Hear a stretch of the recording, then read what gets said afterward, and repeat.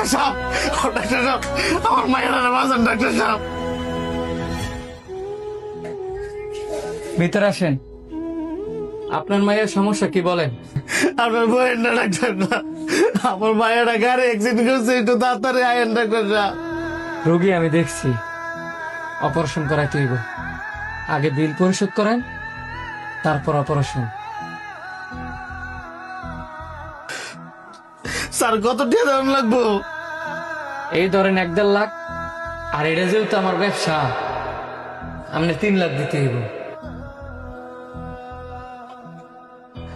ব্যবসা মানে? স্যার ডাক্তারের ধর্ম তো রুগীর সেবা করা।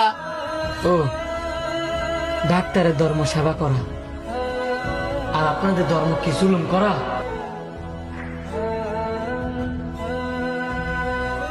স্যার আপনি? জি আমি। আপনার একটা কথা বলছিলাম না, যে বিপদ কার কখন আসে কেউ বলতে পারে না। আমার প্রয়োজনে আমি আপনার কাছে গেছিলাম, আর এখন আপনার প্রয়োজনে আপনি আমার কাছে আইছেন। একটা মানুষ বিপদে পড়লে তার কাছ থেকে জুলুম করে ব্যবসা করতে হইব, এটা কোন ধর্মের মধ্যে আছে?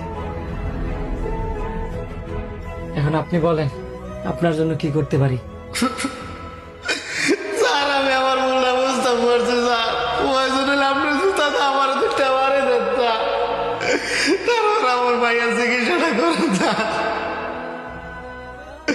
আমার একটা মাত্র ভাইয়া স্যার, আমার ভাইয়ের চিকিৎসাটা শুরু করুন স্যার।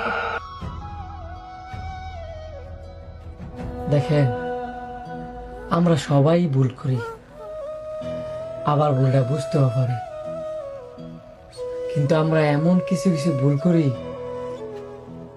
যে ভুলের মাসুল অনেক কঠিন ভাবে দেওয়া লাগে। আমরা কেনই বা ইচ্ছা করে এমন ভুল করব, আর ভুলের মাসুল এমন কঠিন ভাবে দিব? জুলুমকারী, হিংসাকারী আর গীবতকারী, এই মানুষগুলোকে আল্লাহ পাক পছন্দ করেন না।